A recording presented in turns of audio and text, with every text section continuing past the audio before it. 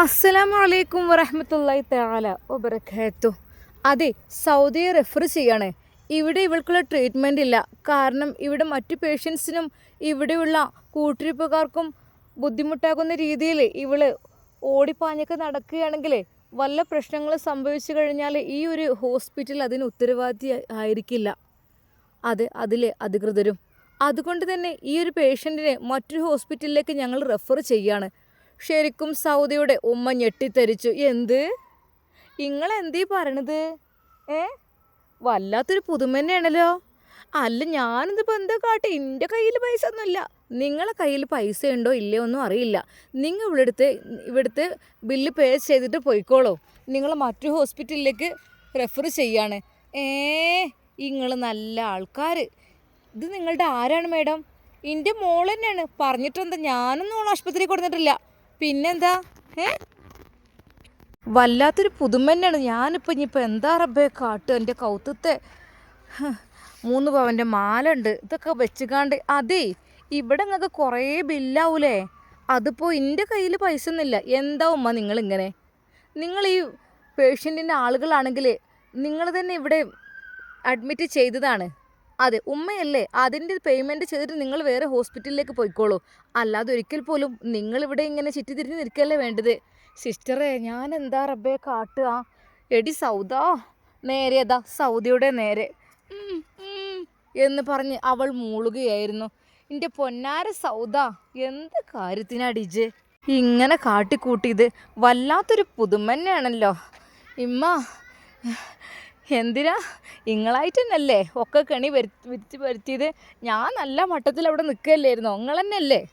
എടീ, ഇനിയിപ്പോൾ ഇന്നെ പേരാക്കിക്കോ. അന്നെ ഞാനുണ്ടല്ലോ, എന്നെക്കൂടൊന്ന് പറയിപ്പിക്കണ്ട. കണ്ണെടുത്താൽ കണ്ടൂടാ പെണ്ണിനെ. പെണ്ണ് എന്ത് വിചാരിച്ചിക്കണ്ട് ഇറങ്ങി തിരിച്ചു പോയത്? എന്തായാലും നിങ്ങൾ ബില്ലടിക്കുമ്മ, എന്നെക്കൊണ്ട് കഴിയില്ല. പെട്ടെന്ന് അതാ അവിടുത്തെ സീനിയർ നേഴ്സ് വരുന്നു. അതെ, ഹോസ്പിറ്റൽ ബില്ലടിച്ച് നിങ്ങൾ റെഫർ ചെയ്യണം. അതിന് വേണ്ടിയിട്ട് ബില്ലടിച്ചോളൂ. നിങ്ങൾക്ക് അവിടെ ഹോസ്പിറ്റലിലേക്ക് പോകാം. അല്ല, അതിനിപ്പോൾ ഹോസ്പിറ്റലിലേക്ക് പോകാൻ മാത്രം വലിയ മെൻ്റലി പ്രോബ്ലം ഉള്ളതാണ് നിങ്ങളുടെ കുട്ടി.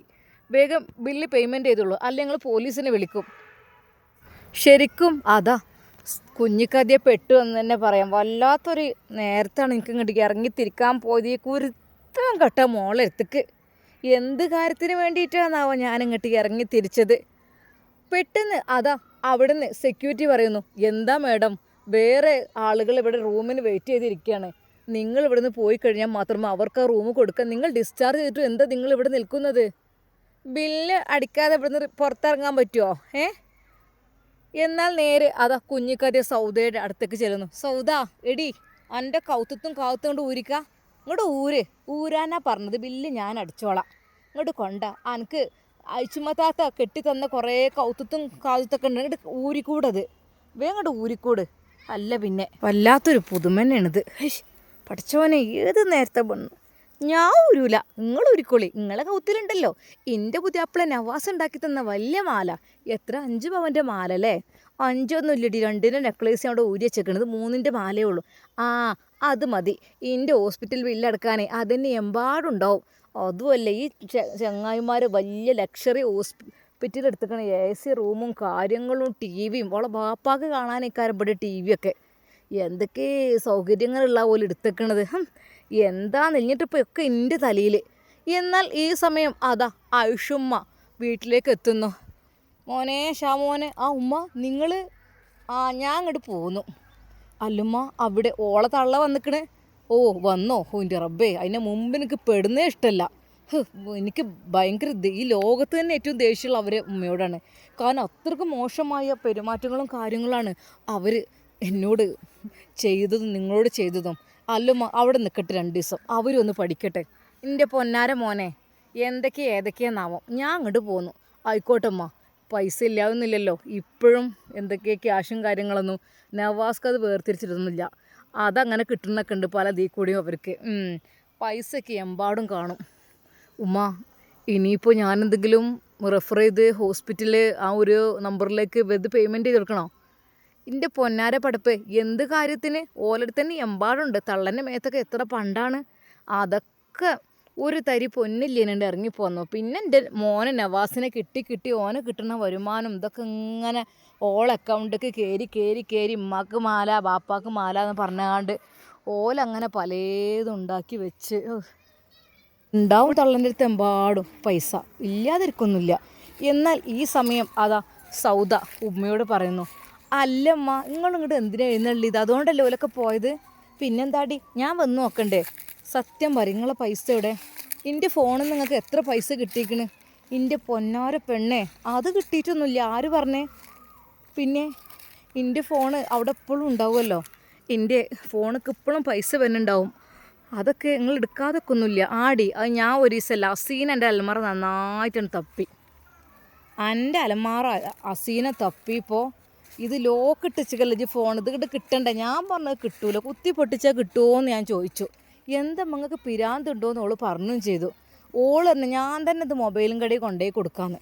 അപ്പം അതിൽ കൊണ്ടുപോയി കൊടുത്തു കഴിഞ്ഞാൽ ലോക്കുന്നതൊക്കെ പൊട്ടിച്ചപ്പോൾ അക്കൗണ്ടിക്ക് പൊന്നാരെ എത്രങ്ങാനും പൈസ വന്ന് കിടക്കണത്.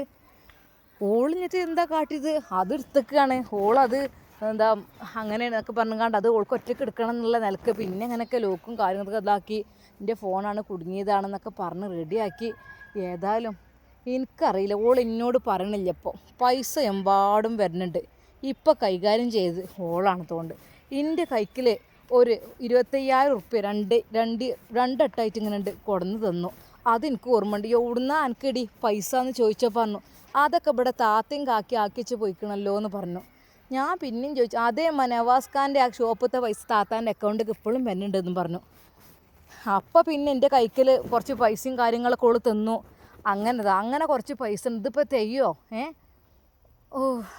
അപ്പോൾ എല്ലാവരും കൂടി നവാസ് ഖാൻ്റെ പൈസ നിന്നിപ്പോഴും നടക്കുകയാണല്ലോ, അല്ലാതെ പിന്നെ എങ്ങനെ നല്ലോണം പൈസ വരുന്നുണ്ട്. ഇജിപ്പോൾ വല്ലാതെ പിണങ്ങണ്ട, അവിടെ നിന്നോ, അതേപോലെ അവിടെ നിന്നോ, പുത്തൻ വീട് തറവാടിനായിട്ട് വല്ലാതെ ടച്ച് വിടണ്ട, ഈ പൈസ വരവ് നിൽക്കും.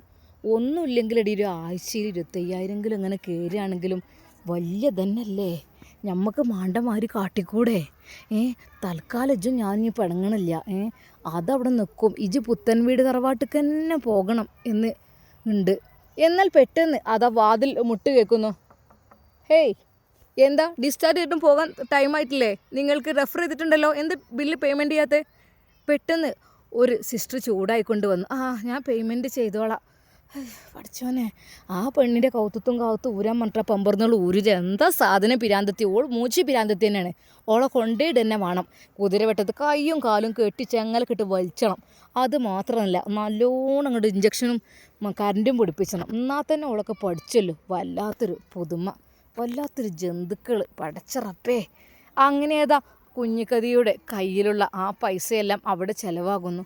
അത് ഇതിലേക്ക് ഇപ്പോൾ കുറച്ച് പൈസ കുറവുണ്ട്, ബാക്കി പെട്ടെന്ന് പേയ്മെൻറ്റ് ചെയ്യൂ, അല്ലാതെ ഇവിടുന്ന് മറ്റ് പേഷ്യൻസ് വെയിറ്റ് ചെയ്യാണ്, നിങ്ങളിവിടെ അതിൻ്റെ ഇന്നത്തെ ചാർജും കൂടി എടുക്കും കേട്ടോ. ഇനി അങ്ങനെയാണെങ്കിൽ പഠിച്ചോനെ ഇത്രയും വലിയൊരു ആസുപത്രിക്കണം പുത്തൻ വീട് തറവാട്ടൊക്കെ ഇങ്ങോട്ട് എഴുന്നള്ളിച്ച്, അതൊക്കെ ഇപ്പോൾ എൻ്റെ പൈസ പോയ കണക്കായി. എന്നാൽ അത് സൗദ പറഞ്ഞു, എല്ലാം മങ്ങളെ കൗത്തത്തെ മാലാണ്ട് വിറ്റാളി, എന്നാലും നിങ്ങൾക്ക് ബാക്കി മാല ഇടാണ്ടാവുമല്ലോ. ഇടി പെണ്ണെ അങ്ങൾ കാട്ടിക്കൂട്ടിയിട്ട് ഇപ്പോൾ എൻ്റെ പൈസ പോണ കേസാണല്ലോ, വല്ലാത്തൊരു പുതുമ റബ്ബേ. നവാസ് അങ്ങനെ നിർത്തി കഴിഞ്ഞാൽ കഴിഞ്ഞു. പക്ഷെ അതിന് ഹസീനാൻ്റെ ഒക്കെ ഒന്ന് കിട്ടിയിട്ടും വേണ്ട, ഹസീന അങ്ങോട്ട് കൈക്കലാക്കി വെച്ചേക്കണ്. ശരിക്കും ഹസീനയോട് സൗദക്ക് ദേഷ്യം തുടങ്ങി. ഇങ്ങനെയുണ്ടാവുള്ളൊരു അനിയത്തി, കക്കണ അനിയത്തി, സ്വന്തം ഏട്ടത്തിൻ്റെ പൈസ കക്കണ അനിയത്തി, വല്ലാത്തൊരു അനിയത്തിയായിപ്പോയി ഇത്. എന്നാൽ സൗദ പറയുന്നു, എൻ്റെ അമ്മ ഇങ്ങളിടയിൽ ഞാൻ താമസിക്കാതെ കഴിച്ചില്ലായതും നന്നായി. വല്ലാത്തൊരു പുതുമ. ഒടുവിൽ ലാസ്റ്റ് കുഞ്ഞിക്കെതിയ അതാ കൗത്തിലെ മാല ഊരുന്നു. അതിൻ്റെ റബ്ബേ ഇത് കൊണ്ടേ വെക്കണം, എനിക്ക് ആലോചിച്ചുകൂടാ. നേരെ അതാ ജ്വല്ലറിയിൽ പോയി. ഇതിപ്പോൾ ഒട്ടുവരെ ഇത് 3 പവനുണ്ട്. ഇത് വിറ്റാലോ ഇപ്പോൾ ഇത്ര കണക്ക് ഇന്നത്തെ വിലക്കനുസരിച്ച് ഒരു 3.5 3.25 കിട്ടും. എന്നാൽ പിന്നെ ഒന്നുകൊണ്ട് വിറ്റെന്നാളേ. എന്താ ഹോസ്പിറ്റലിൽ ബില്ല് പേയ്മെൻറ്റ് ചെയ്യാൻ ക്യാഷ് തന്നില്ലേ, എങ്ങനെ തികയാനാ ഇത്? ഓരോരുത്തരും ഇങ്ങനെ ഈ വല്ല ജില്ലാ ആശുപത്രിക്കോ ഗവൺമെൻറ്റിക്കോ ഇങ്ങനത്തെ പിരാന്തത്തിയാളെ കൊണ്ടുപോകുക എന്നല്ല, ഇത്രയും വലിയ ലക്ഷറി ഹോസ്പിറ്റലിലേക്ക് കൊണ്ടുപോയാൽ മനുഷ്യൻ്റെ കിഡ്നി വരെ പണയം വെക്കേണ്ടി വരും. അല്ലാതെ ഇപ്പോൾ എന്താ കാട്ടുക? വല്ലാത്തൊരു പുതുമ. അങ്ങനെ അതാ കുഞ്ഞിക്കതിയ മാല വിറ്റു. ശരിക്കും മാല വിറ്റപ്പോൾ അവർ കരഞ്ഞു പോയി. എൻ്റെ റബ്ബേ, ആറ്റുനോറ്റ് ഉണ്ടാക്കി ഇനിയിപ്പോൾ എവിടുന്ന് കിട്ടണം ഇങ്ങനത്തെ മാല? അങ്ങനെ അതാ അവർ പേയ്മെൻറ്റ് ചെയ്യുവാൻ വേണ്ടി ആ പൈസ കൊടുക്കുമ്പോൾ അതാ സൗദയെ ദേഷ്യത്തോടെ എന്നെ കൊല്ലൊടി, എന്നെ വെട്ടി ഞാൻ കൊല്ലും, ഇജ്ജ് നോക്കിക്കോ. എന്താ പിരാന്തത്തി സാധനം, ഇജ്ജ് പിരാന്തത്തി തന്നെയാണ്, എന്നെ ആ കുതിരവട്ടത്ത് കൊണ്ടുപോയിടൂടി, ഇജ്ജ് നോക്കിക്കോ. ഉമ്മ കൊണ്ടുപോയിട്ടോളി, എല്ലാവരും കൂടി കൊണ്ടുപോയിട്ടോളി, അല്ലാതെ ഇപ്പം എന്താ ഞാൻ കാട്ടുക? ശരിക്കും സൗദിയും തിരിച്ചു പറയുന്നു, ഉമ്മ ആദ്യം നിങ്ങളാ പുന്നാര മോളുണ്ടല്ലോ, ഇങ്ങളെയും ആ പുന്നാര മോളൊന്ന് കുതിരവറ്റത്ത് കൊണ്ടുപോയണം, ഒക്കെ പിരാന്തന്മാരാണ്, ഇന്നെ മാത്രം പറയണ്ട, നിങ്ങൾ വല്ലാത്തൊരു പുതുമ. എന്നാൽ അതാ കുഞ്ഞിക്കതിയ പേയ്മെൻറ്റ് ചെയ്തു. അവരുടെ ഹൃദയം തകർന്നു പോയി. എൻ്റെ റബ്ബേ, ആറ്റുനോറ്റ് 3 പവൻ്റെ മാലിട്ട് നടക്കുമ്പോൾ എല്ലാവർക്കും എന്തോ ഒരു അസൂയൻ എന്നോട്. ആ പമ്പർന്നോൾ ഇത്രയും പാവപ്പെട്ടതായിരുന്നു, ഇപ്പോൾ ഓളിങ്ങോട്ട് മരുവനെ കിട്ടിയപ്പോൾ പണക്കാരത്തി വലിയ 5 പവൻ്റെ മാലയും കൗത്തിലിട്ട് നടക്കണം എന്നൊക്കെ പറഞ്ഞുകൊണ്ട് ഞാൻ കുറച്ച് അഹങ്കരിച്ചും ചെയ്തീന്. പക്ഷേ ഇത്ര പെട്ടെന്ന് അത് പോകുന്നു വിചാരിച്ചില്ല. എടി സൗദ, അന്നെ കൊല്ലടി, അന്നെ കൊല്ലും, ഇത് നോക്കിക്കോ, അന്നെ ഞാൻ കൊല്ലും, അത് ഉറപ്പാണ്. കാരണം അന്നെ കൊന്ന് കുഴിച്ചു മൂടിടി, നോക്കിക്കോ. കാരണം ഇൻ്റെ ഇത് നശിപ്പിക്കാൻ വേണ്ടി കൂടിയിരിക്കുകയാണ്, അന്ന് ഞാൻ കൊല്ലടി. നേരെ അതാ കുഞ്ഞിക്കതിയ സൗദിയുടെ നേരെ പാഞ്ഞെടുക്കുന്നു. എന്താ നിങ്ങൾക്ക് പിരാന്തുണ്ടോ? ആടി, എനിക്ക് എന്നെ കൊല്ലും, നോക്കിക്കോ. കൗത്തത്തെ മാല എനിക്ക് വല്ലാത്തൊരു ഇടങ്ങാറ്, അതങ്ങോട്ട് വിറ്റ് പോയപ്പോൾ ഇങ്ങോട്ട് ഊരടി എൻ്റെ മാല. ഇജിങ്ങനെ കൗത്തിൽ മാലയും വാളയൊക്കെ ഇട്ടിങ്ങനെ നടക്കുന്നുണ്ടല്ലോ, എനിക്കും എൻ്റെ ആഴ്ചമത്താത്ത തന്ന അത്. അസീനത് വിളിച്ചണ്. ആ പറ. അല്ലമ്മ, എന്തായി? പോരാനായില്ല നിങ്ങൾക്ക് ഇപ്പോഴും? ഇങ്ങോട്ട് പോന്നാൾ നിങ്ങളേ. അതെ, ഒന്നായിട്ട് നിങ്ങളെ തലയിലാവും, ഇങ്ങോട്ട് പോന്നാളി വേഗം. എൻ്റെ പൊന്നാര പെണ്ണേ, ഞാൻ കുടുങ്ങിക്കണ്. എന്തിയമ്മ? ഒന്നുമില്ല. റബ്ബേ, വല്ലാത്തൊരു കെണിയിലാണ് വന്ന് പെട്ട് ഞാൻ. ഏത് നേരത്തെ എനിക്ക് ഈ കെണിയിൽ വീകാൻ തോന്നിയത് എനിക്കറിയില്ല. എന്താ നിങ്ങൾ കാര്യം പറയും? പൈസ മാണ്ടത്, കുറച്ച് പൈസ ഇട്ടുവിട്ടാജ്. എന്നാ എൻ്റെ ദീക്കൻ്റെ അക്കൗണ്ടൊക്കെ ഇട്ടൂടെ. എന്തിന്? എത്ര ലക്ഷക്കണക്കിനടി ബില്ലേക്കുന്നു ഇവിടെ. ഓരോ സ്കാനിങ്, ടെസ്റ്റ്, MRI, അത് ഇതെന്ന് പറഞ്ഞിക്കാട് വലിയ ലക്ഷറി, വലിയ രാജകുമാരികളായിട്ട് താമസിക്കുന്ന റൂമിലാണ്, ഹോസ്പിറ്റലിലാണ് അവളെ കൊടന്നാക്കിയിരിക്കുന്നത്. വലിയ VIP ആൾ കെടുക്കണേ. ഓരോ ദിവസത്തെ റൂമിൻ്റെ പൈസന് എത്ര ഇരിക്കണെന്ന് നോക്കാവുന്നേ. കുറച്ചുകൊണ്ട് ഇട്ടൂടെ. ഞാൻ നിങ്ങൾക്ക് പൈസ അയച്ചു തന്നല്ലേ. അതേ, മരുവനും ബാക്കിയുള്ളവരൊക്കെ അവിടെ നിന്നാണ്ട് വീട്ടാൻ പറയും. നിങ്ങളിപ്പോൾ എന്തിനാണ് വീട്ടാൻ പോണത്? ഇങ്ങോട്ട് പോന്നാളി. ഈ പൊമ്പർന്നോൾ ഇട്ടുകാണ്ട് ഞാൻ പോര്. പിന്നെന്താ കാട്ടുക? പിന്നെ ഞാൻ ഒരു കാര്യം പറഞ്ഞേക്കാം, സൗദനെ കണ്ട് അടുപ്പിച്ചരുത് നിങ്ങൾ. ഇവിടെ സുഖസുന്ദരമായ ജീവിതമാണ്, അത് നിങ്ങൾ തകർക്കരുത്. ദയവായി നിങ്ങൾ സൗദി അടുപ്പിച്ചരുത്. നിങ്ങൾ പോന്നാണി, അവിടെ പോയി നിൽക്കുക. അല്ലെങ്കിൽ മോളപ്പോൾ അവിടെ നിന്ന് കൂടിക്കൂടി ഇങ്ങോട്ട് കടക്കണ്ട നിങ്ങൾ. എന്നിട്ട് എന്തിനാടി എനിക്ക് കണ്ണി കണ്ടോലെ വിളിച്ച് കയറ്റാനോ? ആദ്യം എൻ്റെ ഇഷ്ടം പോലെ കാട്ടും, എൻ്റെ കൂട്ടുകാരും ഒക്കെ വരികയൊക്കെ ചെയ്യും. അതൊന്നും വേണ്ടാക്ക, എനിക്ക് പറ്റൂല. നിങ്ങളാ പഴഞ്ചൻ സിസ്റ്റം അല്ല ഇപ്പോൾ, ഞാനൊക്കെ ന്യൂജനാണ്. കുറച്ചുകൊണ്ട് പൈസ ഇട്ടുവിട്ടാജ്. പൈസ ഏതായാലും അതിനിടയ്ക്ക് ഹസീനയുടെ അക്കൗണ്ടിലേക്ക് പൈസയെല്ലാം ട്രാൻസ്ഫർ ചെയ്യുന്ന രീതിയെല്ലാം മാറ്റിയിരുന്നു അവർ. എന്നാൽ ഹസീന ഇപ്പോൾ വലിയ പണക്കാരിയായി അങ്ങനെ നടക്കുകയാണ്. നവാസ് ആണെങ്കിൽ ആ കാര്യമൊന്നും ചിന്തിച്ചില്ല. നവാസ് പറയുന്നത് എനിക്ക് അവളെക്കുറിച്ച് അറിയുകയേ വേണ്ട, കൊടുക്കാനുള്ള ഞാൻ കൊടുക്കുന്നുണ്ട് എന്ന് തന്നെയായിരുന്നു ആയിഷുമ്മയോടും പറഞ്ഞത്. കാരണം അത് അവർ ക്യാൻസൽ ചെയ്തിരുന്നില്ല. എന്നാൽ ഈ സമയം സൗദിയുടെ ഉമ്മ, എൻ്റെ റബ്ബേ, ഈ പമ്പർന്നോൾ ഇട്ടാണ് പോയാൽ ഇവിടുന്ന് ഒരു ഉപകാരമില്ലാത്തൊരു സാധനമാണ്, ഇട്ട് പോവായിരിക്കും നല്ലത്, അല്ലെങ്കിൽ ശരിയാവില്ല. പഠിച്ചോനെ, ഇതിപ്പോൾ വെല്ലം ഇങ്ങോട്ട് കഴിച്ചില്ലായാലോ. നേരെ എവിടുത്തെ കുതിരവത്തത്തൊക്കെ മാനസിക ആരോഗ്യ കേന്ദ്രത്തേക്കൊക്കെ പോകാൻ വേണ്ടി നിൽക്കണമെന്നൊക്കെ പറഞ്ഞത്. എവിടേക്ക് പോയാലും മണ്ടിയില്ല. എനിക്ക് നോക്കാനാവില്ല ഓളൊന്നും, ആ ചീഞ്ഞ സ്വഭാവത്തിൽ എനിക്ക് നോക്കാനാവില്ല. ഞാൻ നോക്കുകയില്ല, എനിക്ക് തീരെ പറ്റൂല. എന്താ നിങ്ങൾ ആലോചിച്ചണേ? ഒന്നുമില്ല. ഹസീനെ വിളിച്ചിനു, വേഗം ചെല്ലാൻ പറഞ്ഞിക്കാണ്ട്. ഓൾക്ക് വെയ്യല്ലോ. വെയ്യാന്നോ? ഓൾക്ക് എന്താ? ഓള് പൊയ്ത്ത് ചാവലേക്കാരമ്മ. നിങ്ങൾ കേട്ടോളി. എടി, ഒന്നുമില്ല. റബ്ബേ, ഒക്കെ കണക്കന്നെ ഒക്കെ. മറ്റോളുണ്ടതാ പുതിയാപ്പളിനപ്പോൾ സുഖകരമായി അവിടെ ഇങ്ങനെ കയ്യണ് ഒരുത്തിണ്ട്. എന്താ ഓളൊരു പവറ്! അതിൻ്റെ ഞാൻ വിട്ട തന്നെയാണ്. അങ്ങനത്തെ ജന്തുക്കളെങ്കിൽ കണ്ടുകൂടെ. എൻ്റെ മാപ്പിളിനെ മയക്കെടുത്ത് കണ്ട് ഓളും 2-3 മക്കളും സുഖസുന്ദരമായി അവിടെ പാർക്കിന് വലിച്ചിറക്കി വിട്ടു. അത് നന്നായി, അല്ലേ പറ്റൂലേ. വല്ലാത്തൊരു പുതുമനാണ് ഇപ്പോൾ ഇതിൻ്റെ തലയിലേക്കണോ സൗദ? എന്തുമ്മ? പൊന്നാര സൗദ, ഞാൻ എന്നെക്കൊണ്ട് കഴിയില്ല എന്നെ നോക്കാൻ. അപ്പോൾ ഇതുവരെ ഷാമോ നോക്കിയതും ഐഷുമ നോക്കിയതൊക്കെ അതൊന്നും പറഞ്ഞിട്ട് കാര്യമില്ല, എന്നെ കൊണ്ട് കഴിയൂല, ഞാൻ പോവുകയാണ്. എന്നാൽ പെട്ടെന്ന് സിസ്റ്റർ വന്നു. നിങ്ങളുടെ ബില്ലൊക്കെ ഓക്കെ ആയിട്ടുണ്ട് കേട്ടോ. ഓക്കെ, പേയ്മെൻറ്റ് ചെയ്തല്ലേ? എന്നാൽ എടുത്തോളൂ. നിങ്ങൾ നേരെ ട്രാൻസ്ഫർ ചെയ്യുന്നത് അത് ഒരു മാനസികാരോഗ്യ കേന്ദ്രത്തിലേക്കാണ്. അതിനോൾക്ക് പിരാന്തില്ലല്ലോ, ഉണ്ടോ ഇല്ലെന്ന് ഞങ്ങൾക്കറിയില്ല. ഇതാ ഹസീനെ വിളിക്കണ് പണ്ടാറം. ഉമ്മ ആ ഫോൺ അങ്ങ് കട്ട് ചെയ്തു. ഒരു നിലക്ക് ഉപകാരമില്ലാത്തൊരു സാധനം. ഇപ്പോൾ പൈസയൊക്കെ നല്ല അക്കൗണ്ട് കോൾക്ക് ഇങ്ങനെ വന്ന് പോകുന്നുണ്ട്. അതുകൊണ്ട് മാണ്ടമാരി കാട്ടിക്കൂട്ടാണ്. പക്കെങ്കിൽ ഒരു 5 പൈസൻ്റെ ഉപകാരം പമ്പറന്നോളെ കൊണ്ടില്ല. ഏത് നേരത്തെ എനിക്ക് ഓളെ പറയാൻ തോന്നിയതാവോ. ആ തന്തൻ്റെതല്ലേ വിത്ത് ഒട്ട് നന്നാവോ.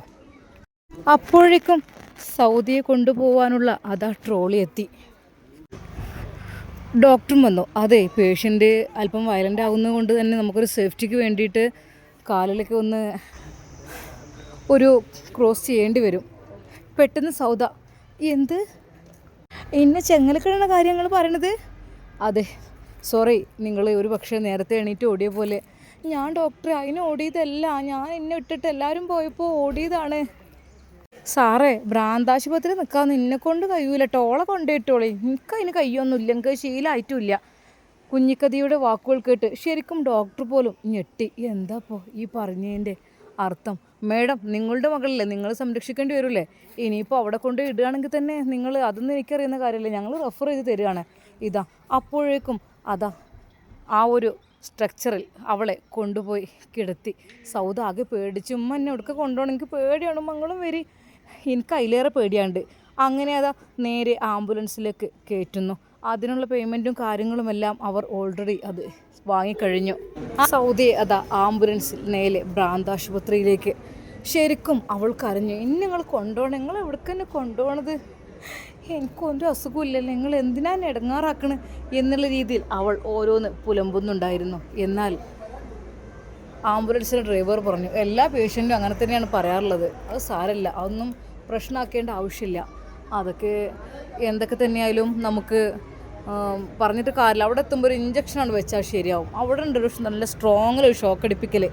അതങ്ങോട്ട് അടിച്ചു കഴിഞ്ഞാൽ എത്ര വലിയ നട്ട പിരാന്തും അവിടെ നിൽക്കും. ആംബുലൻസിൻ്റെ ഡ്രൈവറും അത് പറഞ്ഞു. എന്നാൽ ശരിക്കും കുഞ്ഞിക്കതിയാത്യം പെട്ടു. പൊന്നാരൻ്റെ കുട്ടിയെ ഞാൻ അതിൽ പെട്ടുപോയതാണ്. അല്ലുമ്മ, ഇത് നിങ്ങളാരാണ്? അത് എൻ്റെ മോളൊക്കെ തന്നെയാണ്. പറഞ്ഞിട്ടെന്താ, ഞാൻ അതിൽ പെട്ടുപോയി. ഏതായാലും പൊന്നാരെ, അങ്ങനെ അതാ നേരെ യാത്ര തുടരുകയാണ്. സൗദ ഓരോന്ന് അലമ്പ് ഉണ്ടാക്കുന്നുണ്ട്. എന്നെക്കൊണ്ട് കഴിയൂലത്. എന്നാൽ അതിനിടയിൽ വെള്ളം, ഭക്ഷണം എന്ന് പറഞ്ഞാൽ അതും അവൾ വിളിച്ച് പറയുന്നുണ്ട്. ചുരുക്കി പറഞ്ഞാൽ കുഞ്ഞിക്കതിയാത്തയുടെ മാല വിറ്റ ക്യാഷെല്ലാം അതാ കുറേശ്ശെ പോയി തുടങ്ങി. മകൾ ഓരോന്ന് ആവശ്യപ്പെടുന്നതെല്ലാം വാങ്ങിക്കൊടുക്കാൻ ഞാൻ പറ്റൂലല്ലോ. എന്നാൽ അല്പസമയം കഴിഞ്ഞപ്പോൾ അവർ യാത്രയിൽ തന്നെയാണ്. എന്നാൽ അല്പസമയം കഴിഞ്ഞപ്പോൾ അതാ വലിയൊരു ഹോസ്പിറ്റലിന് മുമ്പിലായിട്ട് ആ ഒരു വാഹനം നിർത്തി നേരെ ഹോസ്പിറ്റലിലേക്ക് കൊണ്ടുപോകുന്നു. സൗദ ഉച്ചത്തിൽ വിളിച്ച് പറയുന്നു, ഇല്ല, എനിക്കൊന്നുമില്ല, ഇനി നിങ്ങളെല്ലാവരും കൂടി ചതിക്കുകയാണ്, എനിക്കൊന്നുമില്ല, എനിക്ക് ആരാ പറഞ്ഞു, എനിക്ക് മാനസികമുണ്ട്, എനിക്കൊന്നുമില്ല.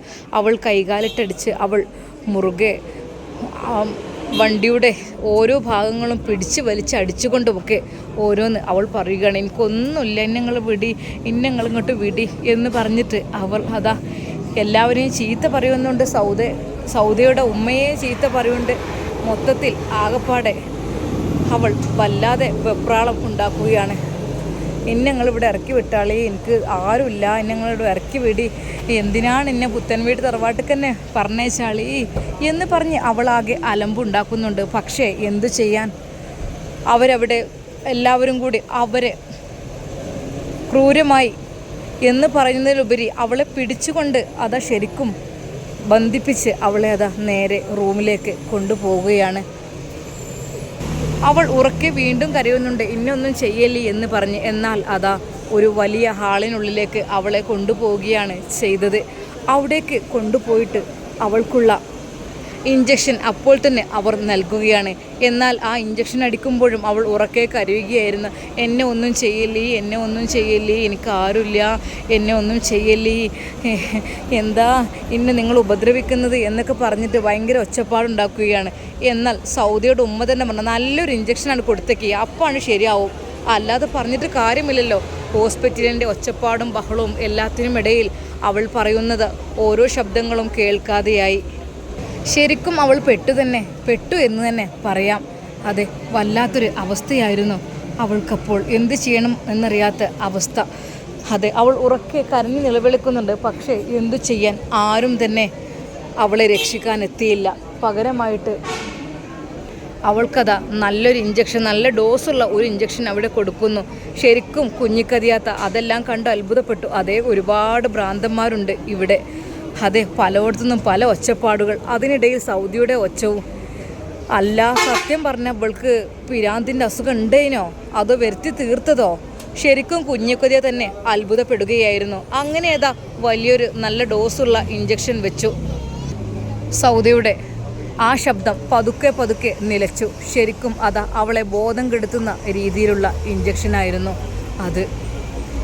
താൻ കുഴിച്ച കുഴിയിൽ താൻ തന്നെ വീണു എന്ന അവസ്ഥയായി. അതെ, വെറും വയറുവേദനയായിട്ട് അവൾ അഭിനയിച്ചു. എങ്കിലും ഇപ്പോൾ അവൾ ഭ്രാന്താശുപത്രിയിൽ എത്തി നിൽക്കുന്ന ഒരു അവസ്ഥയാണ് ഉണ്ടായത്. അവളെ ഷോക്കടിപ്പിക്കുവാൻ വേണ്ടിയിട്ട് അതാ ഇഞ്ചക്ഷൻ വെച്ച് കിടത്തിയിരിക്കുകയാണ്. അല്ലാത്ത പക്ഷം അവൾക്ക് ഒരിക്കൽ പോലും അവിടെ നിന്ന് രക്ഷപ്പെടാൻ കഴിയുന്നുണ്ടായിരുന്നില്ല. പരമാവധി അവൾ നോക്കി. പക്ഷേ എന്തു ചെയ്യാൻ, വല്ലാത്ത ഒരവസ്ഥയായിരുന്നു അവൾക്ക് ഉണ്ടായത്. എന്തൊക്കെ തന്നെയായാലും സൗദ ശരിക്കും പേടിച്ചു എന്ന് തന്നെ പറയാം. അതെ, വേണ്ടാത്ത ഇല്ലാത്ത വയറുവേദന. ആ ഒരു വയറുവേദന കൊണ്ട് അതാ അവൾക്ക് ഇപ്പോൾ അവൾ അനുഭവിച്ചത് വല്ലാത്ത ഒരവസ്ഥ തന്നെയായിരുന്നു. ശരിക്കും അതാ അവളെ ആ ഇരുട്ടുമറിയിലേക്ക് കൊണ്ടുപോവുകയാണ്. എന്നാൽ കുഞ്ഞിക്കതിയും ശരിക്കും പെട്ടു. എന്നാൽ അതിനുള്ള പേയ്മെൻറ്റും കാര്യങ്ങളുമെല്ലാം കുഞ്ഞിക്കതിയോട് അപ്പോഴേക്കും അത് അവർ ആവശ്യപ്പെടുകയും ചെയ്തു. അതെല്ലാം ബില്ല് പേയ്മെൻറ്റ് ചെയ്തു.